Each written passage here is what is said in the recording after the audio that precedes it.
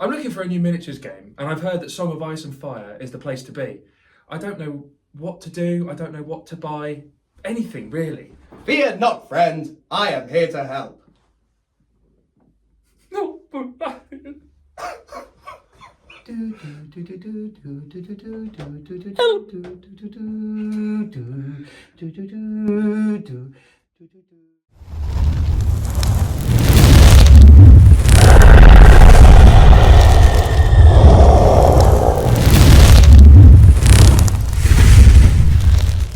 Hello! Hello. Welcome back to the home of the Wardens. This is Employment, Wargaming and Hobby Centre in Poole, Dorset. And as the intro suggested, today we're going to be talking about where do we begin. Now, where is that, Elliot? So you always begin at the beginning, and I think the best place to start is with a starter box. This gives you everything you need to get a game on the table and everything you need to play. Now, there's a few different starter boxes you can choose from.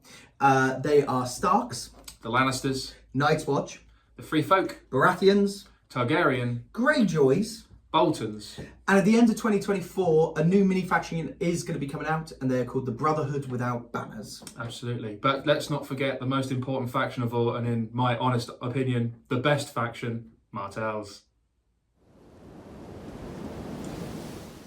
Warning, these opinions are of Brad and are not shared by the other Wardens. So what can we expect to see in this starter box? Inside the starter box, you will find 4 faction-specific units, attachments to go in the units, your commanders to lead the armies, and NCUs that affect the game outside of the battle. You'll also be looking at the rulebook, the measuring stick with the faction-specific symbol, the NCU tactic board where your NCUs will go to play the Game of Thrones and influence your army. And also you'll be finding the commander cards, the attachment cards, the unit cards, and of course your basic faction tactics deck. In addition, you will find a quick reference card with keywords and actions, secret mission cards, and objective cards. You will also find a Siege Defender, Attacker, and Castle Wall card. These are played on a siege scenario explained in a later video. You get the 10d6 with a faction-specific symbol on the 6s and a d3. This is used throughout the game, explained in a later video. You also have unit trays for your units. Also, as you open the box, you're going to find a lot of cardboard tokens. These are the order tokens, the activation tokens, the wounds tokens, the vulnerable token, the panic token, and the weaken token.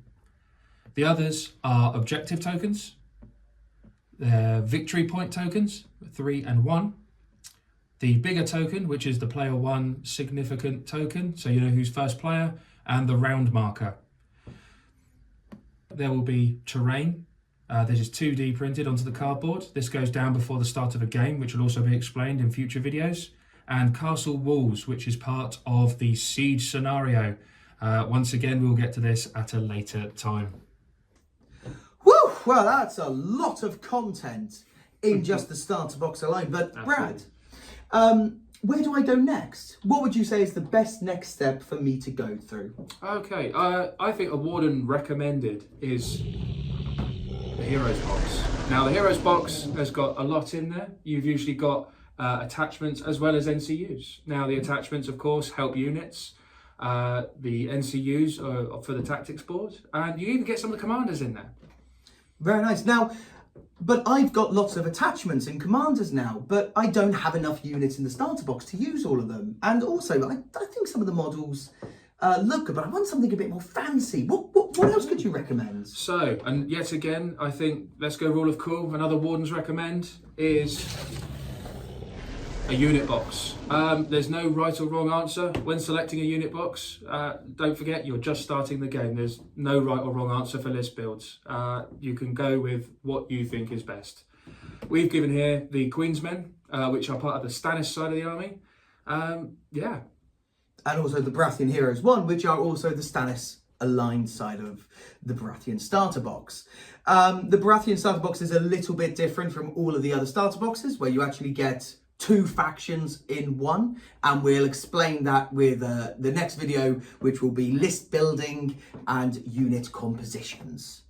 But yes, thank you very much for watching our introduction into where to start with A Song of Ice and Fire. I've been Elliot. I'm Brad. And we'll see you in the next one. Bye-bye. See ya. For all your Song of Ice and Fire needs, please visit the Entoyment Wargaming and Hobby Centre website, which is listed in the description below.